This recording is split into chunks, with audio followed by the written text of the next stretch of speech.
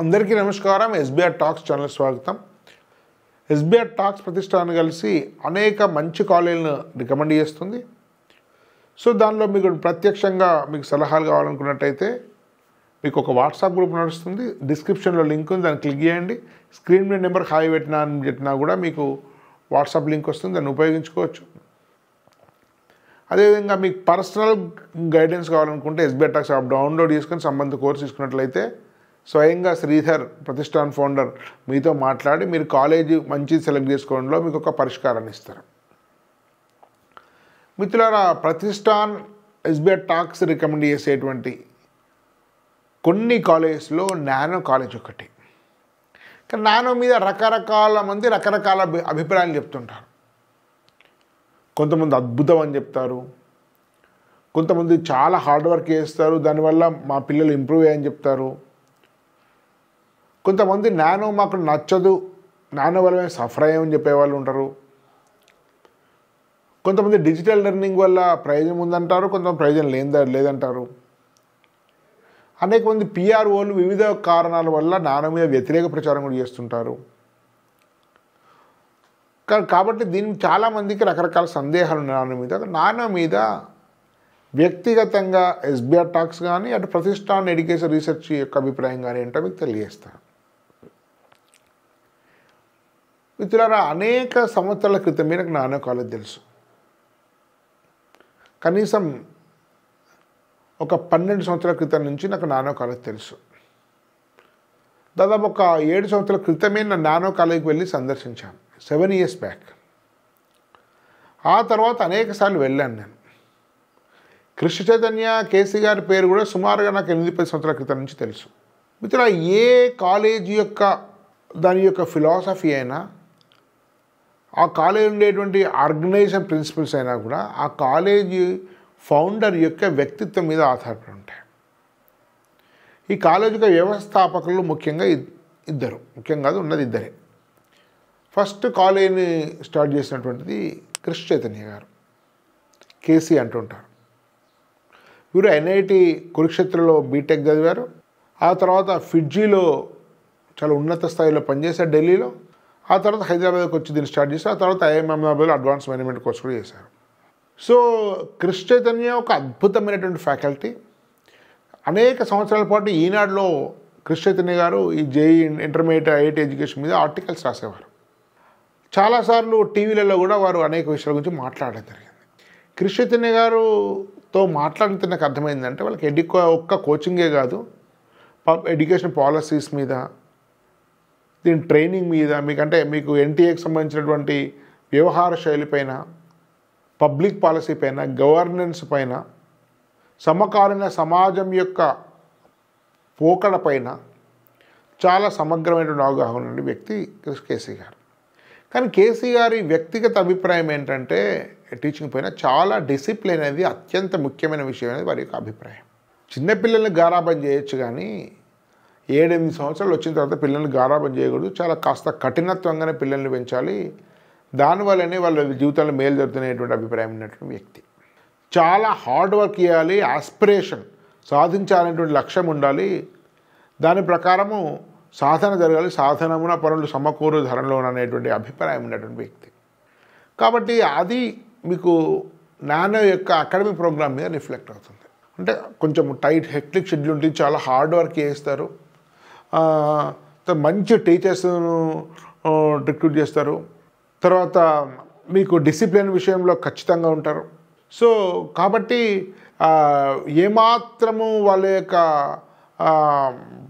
అంటే వాళ్ళ ఇండిసిప్లిన్ను టోలరేట్ చేసే విధంగా ఉంటారు. కాబట్టి స్టూడెంట్స్ చాలామంది ఈ డిసిప్లిన్ విషయంలో నచ్చని వారు చాలా వరకు నానో మీద నెగిటివ్గా ప్రచారం చేసిన సందర్భాలు చాలా ఉన్నాయి. ముఖ్యంగా టీచర్ యొక్క విలువ చాలా తెలుసు కేసీ గారికి. అందుకని చాలా గొప్ప గొప్ప టీచర్స్ కూడా నానోలో ఉన్నారు. అశ్వత్థరావు గారు కానీ, మీకు శేషగిరిరావు లాంటి కానీ ఇంకా అనేక మంది టీచర్స్ దీనిలో ఉన్నారు. మరొక ఫౌండర్ శ్రీనివాస్ గారు. వీరు దాదాపు సుమారుగా 35 సంవత్సరాల క్రితమే మీకు ఉస్మానియా ఇంజనీరింగ్ కాలేజీలో ఎలక్ట్రానిక్స్ చదివారు. ఆ రోజుల్లో ఉస్మానియా ఇంజనీరింగ్ ఎలక్ట్రానిక్స్ అంటే ఐఐటితో ఇంచుమించు సమానం.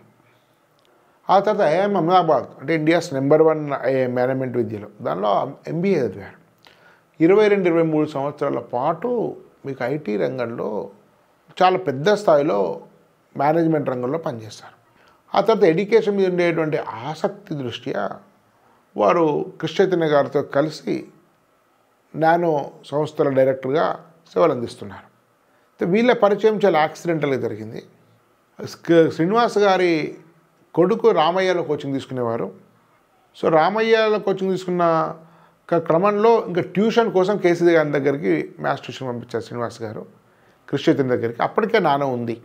సో అట్లా ఏర్పడినటువంటి పరిచయము, ఈ వాళ్ళ స్నేహము ఇప్పుడు నానో ఒక గొప్ప సంస్థగా రూపొందే విధంగా పనిచేసింది. అయితే మిత్రులారా, శ్రీనివాస్ గారు కేసీ గారు అబ్జర్వేషన్ విషయం ఏంటంటే అప్పుడుండే నల్లకుంట రామయ్య, కృష్ణమూర్తి, డెల్టా, మెగా ఇట్లాంటివి అనేక సంస్థలు ఉండేవి. టీచింగ్ బాగుంది కానీ ప్రాక్టీస్ లేదు, ఓన్ కాలేజ్ లేదు, ఓన్ హాస్టల్ లేదు, ప్రాక్టీస్ చేయించట్లేదు, ఓన్లీ టీచింగ్ చెప్పి వదిలేస్తున్నారు, దానివల్ల అనుకున్న ఫలితాలు రావడం లేదనే విషయాన్ని గమనించారు. వాళ్ళకు ఒక వ్యవస్థ లేదు, ఓన్లీ మంచి టీచర్స్ ఉన్నారు అంతే, మంచి చిత్తశుద్ధి ఉంది. అప్పటికే చైతన్యనారాయణలో టీచర్స్ మధ్యస్థంగానే ఉన్నారు కానీ పకడ్బందీ వ్యవస్థ అంటే ప్రాక్టీస్ చేయించేది, హార్డ్ వర్క్ చేయించేటువంటి వ్యవస్థ పకడ్బందీగా ఉంది. Own college, hostel, campus, caring అంతా ఉంది, అది లేదు. సో వీరు నానో వాళ్ళు ఏం చేశారు, ఇద్దరు కలిసి నల్లకుంటలో ఉండేటువంటి రామయ్య, అట్లాంటి దానిలో మేలు రకం టీచర్స్ని తీసుకొని అదే క్వాలిటీ మెయింటైన్ చేస్తూ టీచర్కు ఉండే గౌరవం ఇస్తూనే చైతన్యనారాయణ ఉండేటువంటి ఆర్గనైజేషన్ను బిల్డ్ చేశారు. అంటే ప్రతిదీ ఒక లెసన్ ప్లాన్, ప్రతిదానికి ఒక డిజిటల్ మోడ్, ప్రతి యూనిట్కి సంబంధించిన పవర్ పాయింట్ ప్రజెంటేషను, దానిలో ఏ టాపిక్స్ టీచ్ చేయాలి, ఏవి ఎసెన్షియల్ థింగ్స్, తర్వాత దానికి సంబంధించి అసైన్మెంట్స్ ఏమి ఇవ్వాలి, ప్రాక్టీస్ ఏమి ఇవ్వాలి, టెస్టింగ్ ఎట్లా ఉండాలి, స్పీడ్ ఎట్లా ఇంప్రూవ్ చేయాలి, వివిధ రకాల ఇంటర్కి సంబంధించినటువంటి టెస్ట్ పేపర్స్ తయారీ ఎట్లా చేయాలి, ఇలాంటి అనేక విషయాల గురించి వీళ్ళు చాలా పరిశీలన చేసి కొన్ని కోట్ల రూపాయలు వెచ్చించారు. ప్రతి క్లాస్కు డిజిటల్ బోర్డు ఉంది, ప్రతి క్లాస్కు ప్రతి టాపిక్ పవర్ పాయింట్ ప్రజెంటేషన్ ఉంటుంది, ప్రతిదీ gradient class rooms, my class room అనేటువంటి ఢిల్లీ బేస్డ్ కంపెనీతో వీళ్ళకి టైప్ ఉంది. ఇలా అనేక రకాలుగా ఒక విలక్షణమైనటువంటి కాలేజీగా మారింది.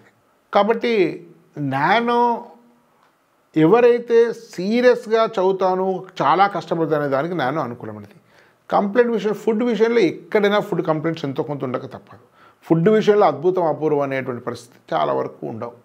తక్కువ కంప్లైంట్స్, ఎక్కువ కంప్లైంట్స్ ఉండేటువంటి కాలేజ్. ఇది తక్కువ కంప్లైంట్ ఉండేటువంటి కాలేజ్.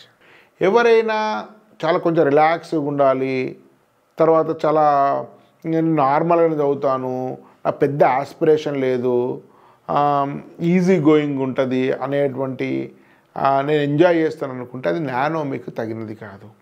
కానీ చాలా కష్టపడతాను, చాలా వర్క్ చేస్తాను, మంచి టీచర్స్ ఉండాలి, మంచి ప్రోగ్రామ్ ఉండాలి, మంచి టెస్టింగ్ ప్యాటర్న్ ఉండాలి, మెటీరియల్ ఉండాలి, ఒక మంచి టెక్నాలజీ బేస్డ్ లెర్నింగ్ నేర్చుకోవాలి, మంచి ఇన్ఫ్రాస్ట్రక్చర్ ఉండాలి, మంచి కేపబుల్ మెంటర్స్ టీచర్స్ ఉండాలి అనేటువంటి ఆస్పిరేషన్ ఉన్న వాళ్ళకు నానో అనుకూలమైనది. శ్రీనివాస్ గారు ఐఐఎంలో చదవడం వల్ల వాళ్ళు ప్రతిదాన్ని కూడా ఒక ఆర్గనైజ్ చేశారు. మెటీరియల్ కానీ, టెస్టింగ్ కానీ, యూనిట్ ప్లాన్స్ కానీ ప్రతిది కూడా చాలా వ్యవస్థీకృతమైంది. మొత్తం హైదరాబాద్, మొత్తం తెలుగు రాష్ట్రాల మొత్తంలో ప్రతి యూనిట్కి డిజిటల్ మోడ్లో లెసన్ ప్లాను తర్వాత అన్ని పకడ్బందీగా ఉన్నటువంటి కాలేజీ ఇంకేది లేదు, నానో మాత్రమే ఉంది మిత్రులారా. కాబట్టి ఇటు దీనిలో సీనియర్ మెయిన్ టీచర్స్, చాలా గొప్ప సీనియర్ టీచర్స్, అదేవిధంగా యంగ్ టీచర్స్ కూడా, ఐఐటీఎన్స్ కూడా చాలామంది రిక్రూట్ చేశారు. కానీ వెంటనే ఫస్ట్ ఇయర్ వీళ్ళు క్లాసులు ఇవ్వకుండా కొంతకాలం తర్వాత ట్రైన్ అయిన తర్వాత వీళ్ళు క్లాస్ ఇస్తారు. వీళ్ళు అసిస్టెంట్ లెక్చరర్స్గా ఉన్నారు. ప్రస్తుతానికి 15 మంది ఐఐటీఎన్స్ రిక్రూట్ చేశారు. మొత్తం హైదరాబాద్ టీచర్స్లో చాలా కేపబిలిటీ ఉన్న టీచర్స్ను వీళ్ళు రిక్రూట్ చేసుకున్నారు. కాబట్టి నిస్సందేహంగా రియల్గా మేము సాధించాలనుకున్న కష్టపడిన తప్పున్న వాళ్ళందరికీ కూడా నానో సరైనటువంటి ఎంపిక. అనేక బ్రాంచెస్ ఉన్నాయి వీళ్ళకు. విద్యానగర్, మాదాపూర్లో 3 ఉన్నాయి, గర్ల్స్, బాయ్స్, డే స్కాలర్స్ 3 ఉన్నాయి. విద్యానగర్లో మీకు బాయ్స్ హాస్టల్ ఉంటుంది, మరి గర్ల్స్ హాస్టల్ కూడా ఉందా లేదా నాకు ఐడియా లేదు. తర్వాత నాచారంలో ఉంది ఇప్పుడు, ఈ సంవత్సరం నుంచి, గత సంవత్సరం 24 నుంచి. తర్వాత మెరిడియన్లో సిబిఎస్ఈ స్టార్ట్ చేశారు.